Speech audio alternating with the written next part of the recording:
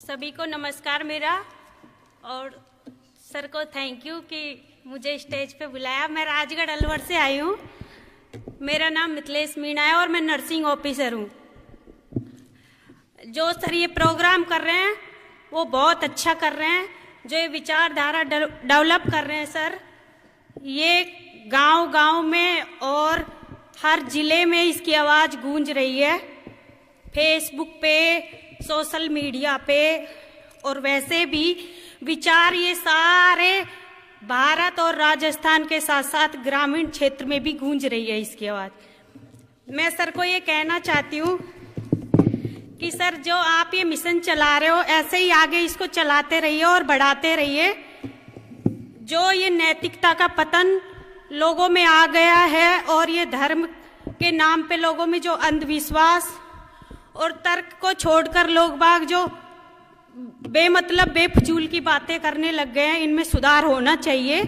और हम भी यही चाहते हैं कि बहुत अच्छी तरीके से इसमें सुधार हो।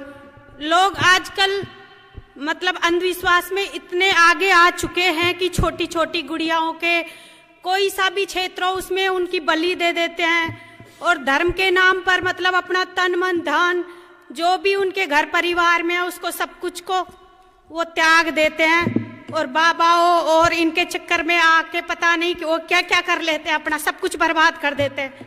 तो मैं सर से यही कहना चाहूंगी, जो ये प्रोग्राम आप कर रहे हो सर, इसको ऐसे ही बढ़ाते रहिए और हम आपका पुरजोर साथ देंगे। जैसे भी ग्रामीण क्षेत्र से जो भी महिलाएं हैं या जो भी हमारे संपर्क में जो भी लोग हैं उनको हम इनसे जोड़ने की पूरी कोशिश करेंगे।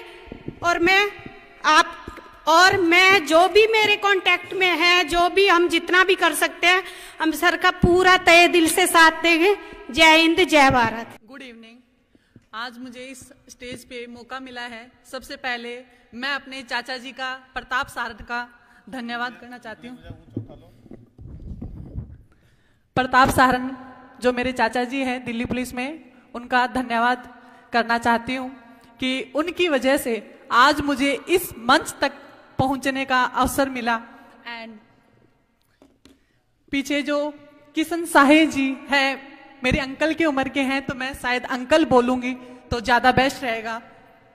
तो इन अंकल को भी मेरी तरफ से प्रणाम।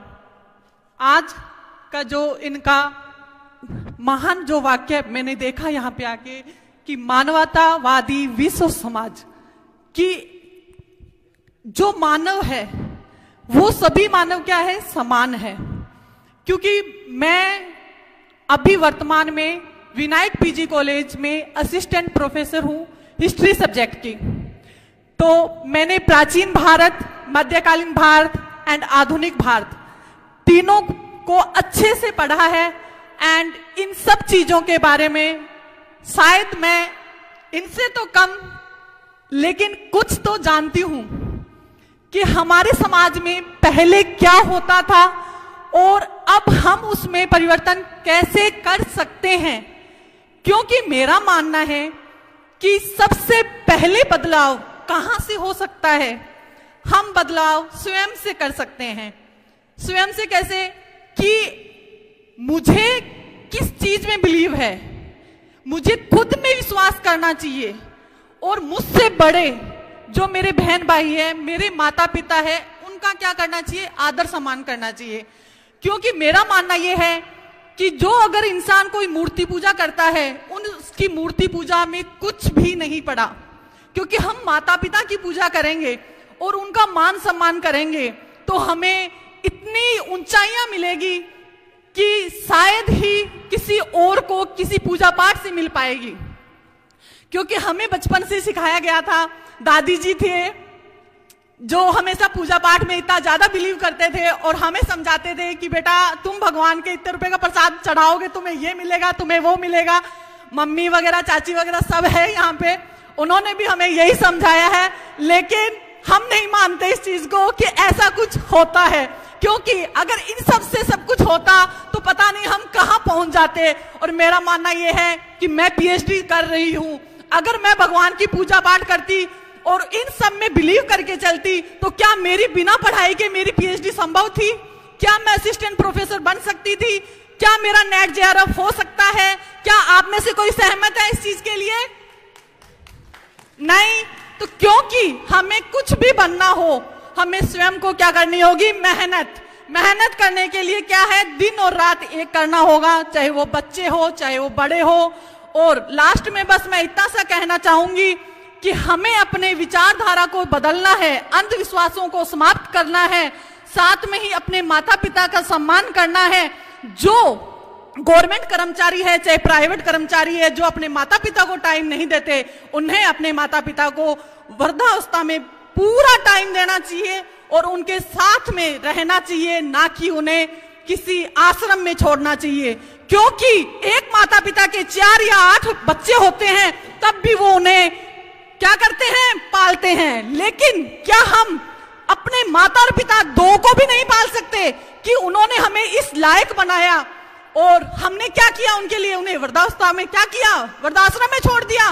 क्या ये एक न्याय है माता पिता के प्रति? नहीं है। तो मेरा ये मानना है कि हमें समाज को तो सुधारना है, साथ में अपने आप को, अपने परिवार को, अपने आस पड़ोस से हमें क्या करनी है? स्टार्टिंग करनी है। उसके बाद हम समाज की ओर बढ़ेंगे, क्योंकि हम जब तक खुद से शुरुआत नहीं करेंगे तब तक कुछ भी नहीं हो सकता। मैं कॉलेज में पढ़ाती हूँ, कॉलेज में बच्चों को ज्ञान देती हूँ। मैंने सब कुछ मतलब कि 2 साल हो गए मुझे पढ़ाते हुए। मैंने सारे धर्मों के बारे में सब समझा दिया उनको, लेकिन उसमें से फैक्ट जो निकालती हूँ मैं उनको यही समझाती हूँ कि बेटा आप कभी भी गलत कार्य करोगे तो आपके जो कर्म है उससे आपको स्वयं ही पता चल जाएगा। आत्मा से, अपने अंदर से जो आवाज आएगी वो यही कहेगी कि बेटा तुम ये गलत कर रहे हो। छोटा बच्चा है, कोई पेंसिल भी उठा रहा है ना, तो पहले उसको अंदर से आवाज आएगी कि नहीं, ये पेंसिल मुझे नहीं उठानी चाहिए। एक बार आवाज आती है, चाहे वो हम है, हम कुछ भी ऐसा कार्य करते हैं तो हमें पहले पता होता है ये काम गलत है, लेकिन फिर भी हम क्या करते हैं? उसको कर देते हैं। इसलिए सबसे पहले स्वयं की सुनो, फिर उसके बाद में किसी और की। Okay everyone, thank you.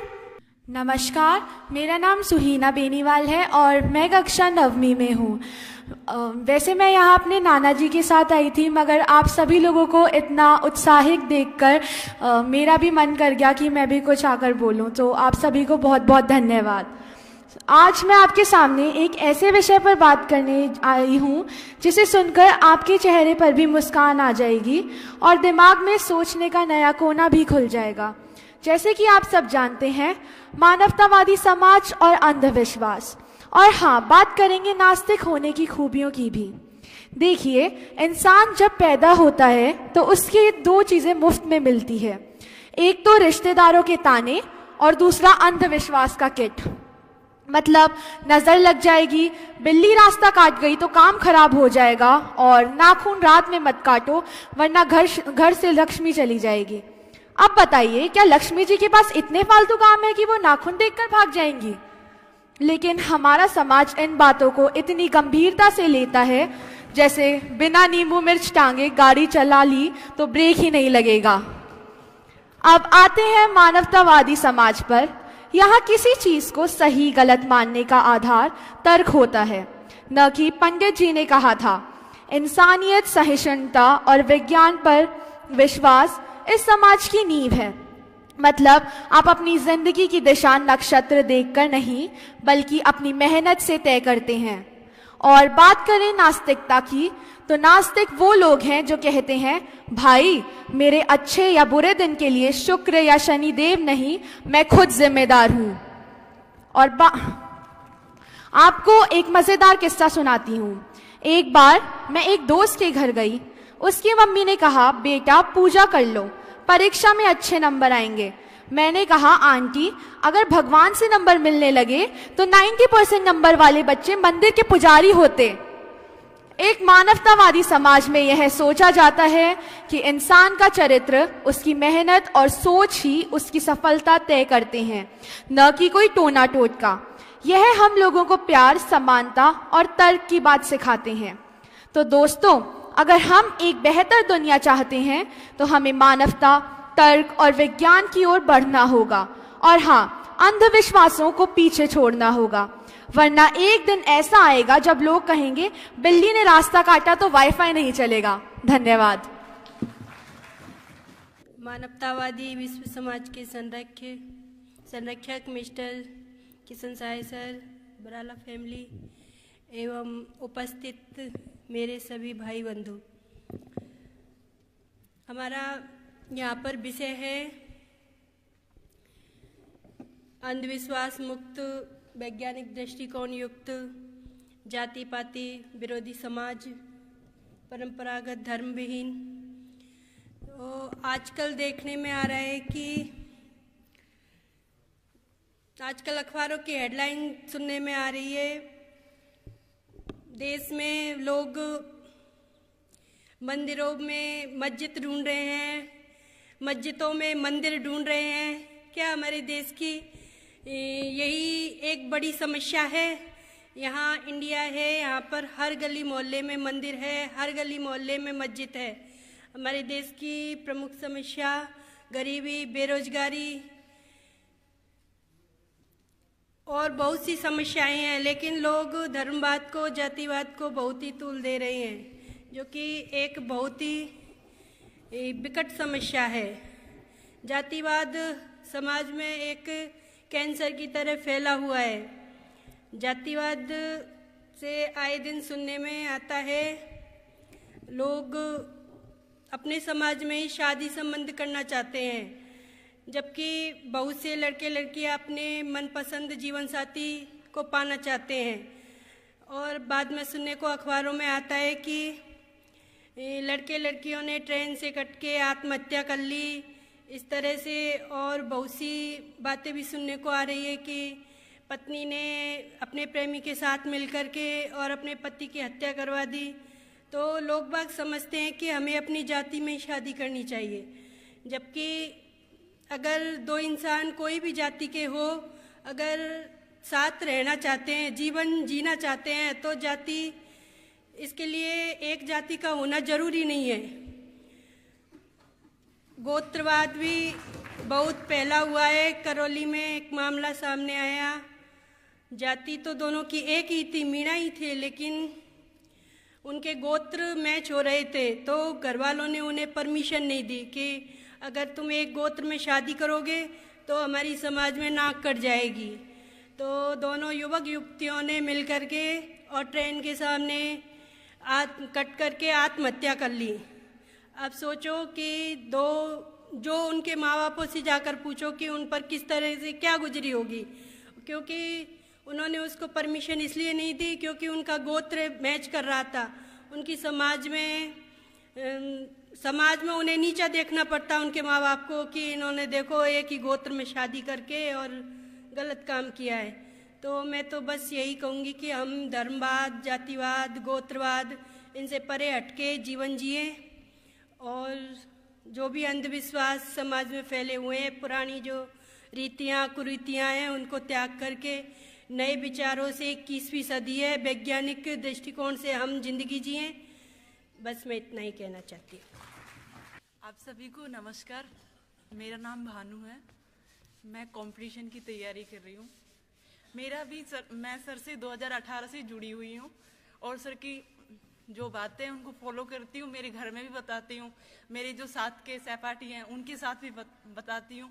और मेरा मानना ये है कि जैसे हमारे बड़े लोग हैं, दादा हैं, दादी हैं, चाचा ताऊ, परिवार में जो भी हैं, उनको हम अंधविश्वासों से या जाति धर्म को लेके ऐसे एग्जाम्पल दें कि उनकी पुरानी जो धारणा बनी हुई है उनको हम ऐसे तरह से समझाएं कि उनको समझ आए और वो हमारी बात को माने और सुधार करें हो। तो हमारा मेन प्रयास यही होना चाहिए कि सभी को अच्छे से बताएं, समझाएं और वो समझ आए, अच्छी बुक्स पढ़ें, अच्छे विचार रखें, वो हमारे सभी के लिए अच्छा होगा। और वैज्ञानिक जैसे हमारे संविधान में भी बताया गया है कि जो मौलिक ड्यूटी है, कर्तव्य है, उसमें वैज्ञानिक दृष्टिकोण, मानवतावादी विचारधारा, ज्ञान अर्जन की भावना और हमेशा सीखते रहने, मतलब यही प्रयास करते रहना चाहिए हमें। तो काफ़ी अच्छा होगा हम सबके लिए ये सब। आप थैंक यू। मैं राजिंदर कौर अम्बाला हरियाणा से आई हूँ। थोड़े दिन पहले ही जैसे हमें इस प्रोग्राम का पता चला था कि ये प्रोग्राम कोई जयपुर में होने जा रहा है, तो हमने उसी दिन डिसीजन कर लिया कि जरूर जाएंगे, इस प्रोग्राम में पहुंचेंगे जरूर। तो 3-4 दिन पहले ही हम बाहर से कहीं से 15 दिन का टूर लगा के आए थे, तो लेकिन फिर भी हमने जैसे भी प्रोग्राम बनाया, शुक्रवार को बनाया, रात को चले अम्बाला से, कोई ये नहीं था कि हम पहुंच पाएंगे कि नहीं, किस तरीके से, क्योंकि रिजर्वेशन भी नहीं करवा रखी थी। सारी रात जग के ट्रेन में बैठ के और पहुंचे सुबह, और कल सारा दिन प्रोग्राम अटेंड करा। तो कल बारिश भी हो गई, तो कह रहे थे यहाँ पे आके पता चला कि सुनने में आया था कि बहुत सारे लोगों ने आना था, बारिश की वजह से कम लोग आए। दिमाग में ये बहुत आया कि इतना बड़े लेवल पे प्रोग्राम हो रहा है, और ये प्रोग्राम काफी दिनों से था, ऐड में भी आना है, चलना है, तो बारिश का तो तब तो नहीं था कोई। तो ये समझ में आया भी हम तो इतनी दूर से भी आ गए, और जो लोकल लोग हैं एक बारिश की वजह से ना पहुंच पाए, तो ये बड़ा मन को बड़ा सुनने में आया कि ये कोई, हम कोई ऐसे तो है नहीं कि भीग के कोई खत्म हो जाएंगे। जबकि इस प्रोग्राम में हमें बहुत से, ये जगह नहीं बचनी चाहिए थी, मिलनी नहीं चाहिए थी, जो कि बाहर से आए उसको जगह नहीं होनी चाहिए थे कि खाली बच गई ये जगह, कि हम ये प्रोग्राम, इतने लोग आने चाहिए थे। इतना अच्छा प्रोग्राम है, इतने बड़े लेवल पे हो रहा है, इतना कुछ सीखने को मिल रहा है, तो हमें लगता है कि ये हॉल तो पूरा भरा होना चाहिए था, लोकल लोगों से भी, और जो बाहर से आए हैं वो तो पता ही है, अभी इतनी ठंड में पहुंचे हैं, तो है ये इतना अच्छा लग रहा है सबको। तो इस वजह से कह रहे हैं कि जब हम नेक्स्ट टाइम आए तो मुझे लग रहा है कि और ज्यादा से ज्यादा लोग, अकेले मत आओ, अकेले मत आओ, आप अपने परिवार में, जैसे कहते हैं कि हम समझदार हो जाएं, मुझे नॉलेज होगी इस प्रोग्राम की, चलो जी ठीक है जी, मानवतावादी क्या है, आपको नॉलेज होगी, सबको, आपके परिवार को हुई, आपकी फैमिली मेंबर को तो फिर हुई ही नहीं, आपके जो जीवन साथी उसको तो हुई ही नहीं, उसको तो पता ही नहीं चला आप क्या सीख के आए हो। तो फिर आपका ने जो सीखा वो तो आपके पास ही रह गया ना, सीमित रह गया ना, वो तो फैला ही नहीं ना।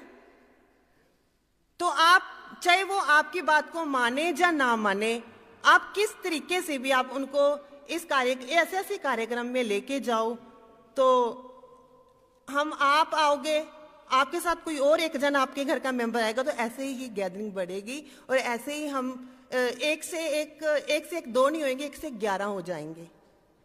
तो मेरा तो यही कहने का मतलब, मुझे बोलना तो कुछ ज्यादा नहीं आता, ना ही मुझे कोई एक्सपीरियंस है बोलने का, जो मन में विचार है मैंने आपके सामने रख दिए। इसी के साथ ही धन्यवाद मुझे बोलने का मौका। Thank you. आखिर में सभी को नमस्कार।